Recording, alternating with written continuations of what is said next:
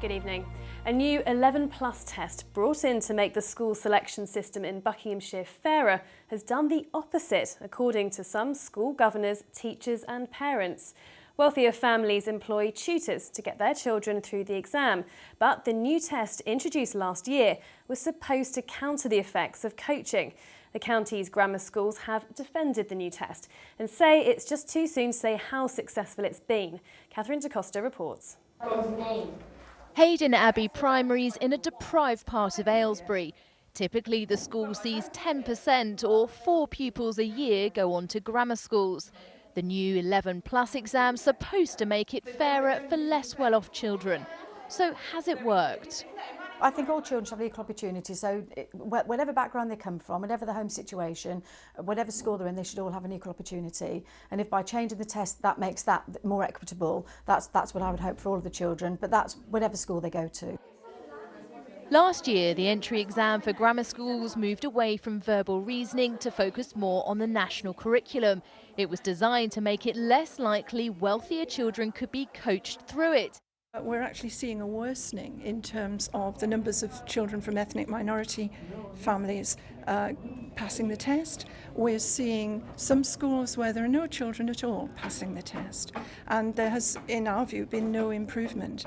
Bucks is one of 36 local education authorities that still have state-funded grammar schools. Today it scrutinised whether the new test is working. We have worked very, very hard as a group of schools to make sure that this test is fair. It's been produced by a national testing company that is, renowned for its work in that field, and therefore, as far as we're concerned, we're doing all we can to ensure fair access, to all walks of life. Some argue that grammar schools should be scrapped altogether, but the County Council supports their selective nature and believes they are right for some children. Catherine DaCosta, BBC South Today.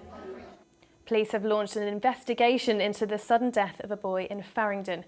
He was originally taken to the Great Western Hospital in Swindon but died last night. Police had been called in the early hours of Monday to a house where an 11-week-old boy was injured. A 21-year-old man's now been arrested on suspicion of grievous bodily harm. A man's been jailed for 12 years for 2 violent knife attacks in Swindon this summer. Datsung Nagayan pleaded guilty to 2 counts of wounding with intent to cause grievous bodily harm. One of the attacks took place in a children's park in broad daylight. Meanwhile, the retrial of 4 men accused of attacking former Oxford footballer Robert Hughes has been adjourned because of a strike by Greek lawyers. Robbie Hughes was severely injured in Crete in 2008. He and his mother only found out about the delay after arriving in there yesterday. Maggie Hughes said she's disgusted by the Greek legal system's disregard for families. There's been a steep rise in the number of self-employed people in our region in the last 4 years. Between 2010 and 2014 in Oxford, the numbers jumped by 76%. In Swindon, it's up by 56%, and in Aylesbury and Milton Keynes, it's up by 36%. It's being put down to the effects of the recession. For some people, it's an exciting new start, but for others, it means difficulty getting a mortgage and no saving for a pension. Sinead Carroll reports. Designer Louisa was forced into self-employment 2 years ago.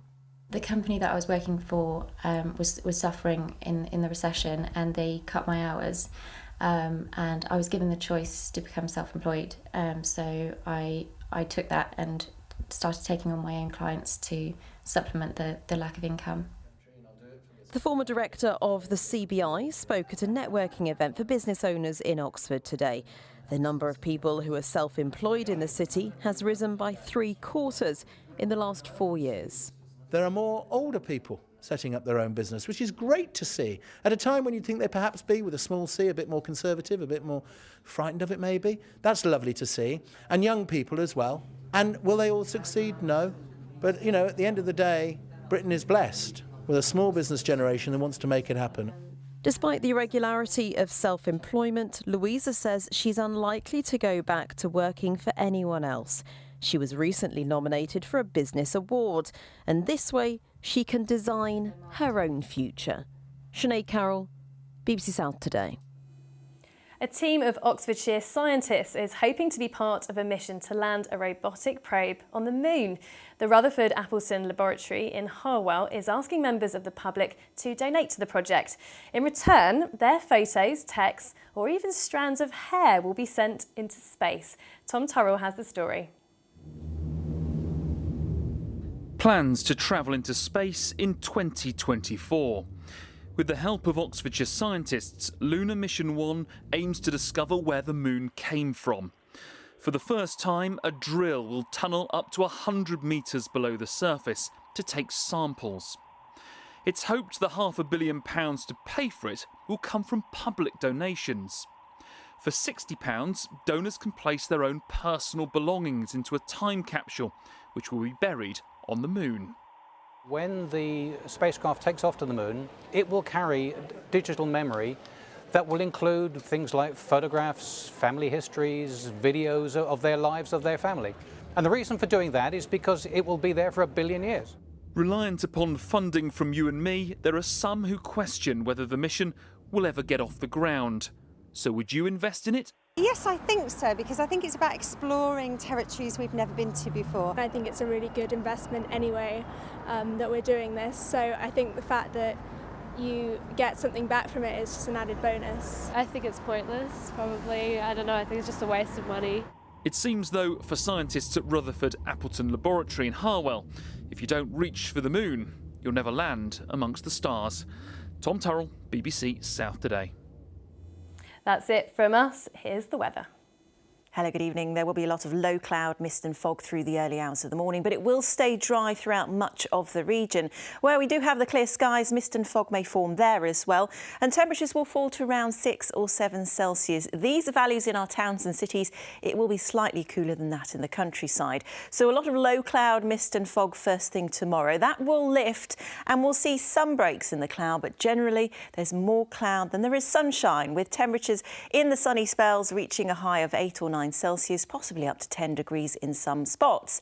So through the rest of the week, there will be a lot of cloud each day, mist and fog to start the mornings, and temperatures around their seasonal average. But coming up next is the national weather forecast. Very good evening to you. Well, it looks as though tomorrow is going to be a classic November day. So